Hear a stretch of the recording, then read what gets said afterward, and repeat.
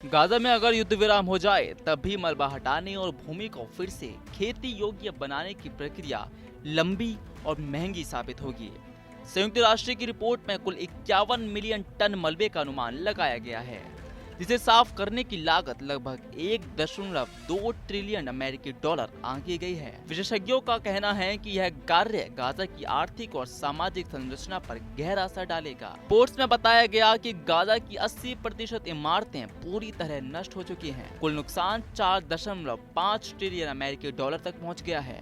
शहरों का परिदृश्य पूरी तरह बदल चुका है। 90% स्कूल नष्ट हो चुके हैं, 94% अस्पताल क्षतिग्रस्त हैं और लगभग 23 लाख लोग बेघर होकर अस्थायी तंबुओं में रहने को मजबूर हैं। पानी, बिजली और भोजन जैसी बुनियादी सेवाएं बेहद दुर्लभ हो गई हैं।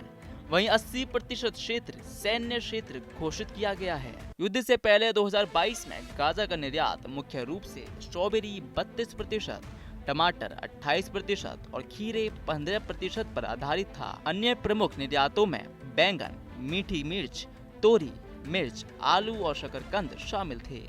यह कृषि क्षेत्र गाजा की अर्थव्यवस्था और रोजगार के लिए महत्वपूर्ण था। 7 अक्टूबर 2023 को हमास आतंकवादियों द्वारा इजराइल पर किए गए हमले में लगभग 1200 लोग मारे गए थे और 250 बंधक बनाए गए।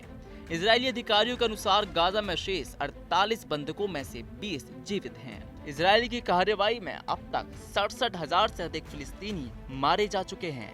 गाजा की पुनर्निर्माण प्रक्रिया कठिन, लंबी और अत्यधिक महंगी होगी। गाजा युद्ध की भयावह छाया के बीच खड़ा एक शहर जो अपने मलबे और वीरान हो चुकी जमीन के साथ संघर्ष कर रहा है।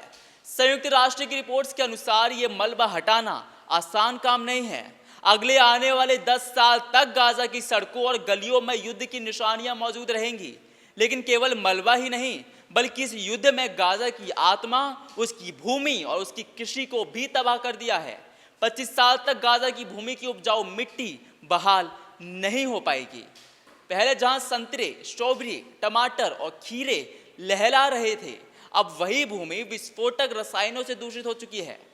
शहरी परिदृश्य बर्बाद हो चुके हैं। 90% स्कूल ध्वस्त हो चुके हैं।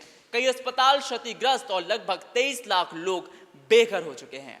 गाजा अब केवल एक नक्शा नहीं, बल्कि मानव संकट का प्रतीक बन गया है। पानी, बिजली और भोजन की किल्लत ने यहाँ की मुश्किलें और भी ज्यादा बढ़ा दी हैं। 67,000 से अधिक फिलिस्तीनी मारे गए, बंधक बने और हजारों परिवार टूट चुके हैं। हर दीवार, हर गली, हर खेत इस युद्ध की कहानी बयां कर रहा है। गाजा की पुनर्निर्माण यात्रा लंबी और कठिन होगी, लेकिन ये संघर्ष यहाँ के लोगों की हिम्मत और जुझारूपन का प्रतीक भी है। ये सिर्फ आंकड़े नहीं हैं, ये मानवीय त्रासदी, आर्थिक तबाही और पर्यावरणीय संकट का संयुक्त चेहरा है। गाजा के लोगों के लिए ये मलबे के बीच से जीवन की नई उम्मीद खोजने की कहानी है। कैमरामैन प्रिंस के साथ में विवेक यादव, TV 100 न्यूज़, नोएडा।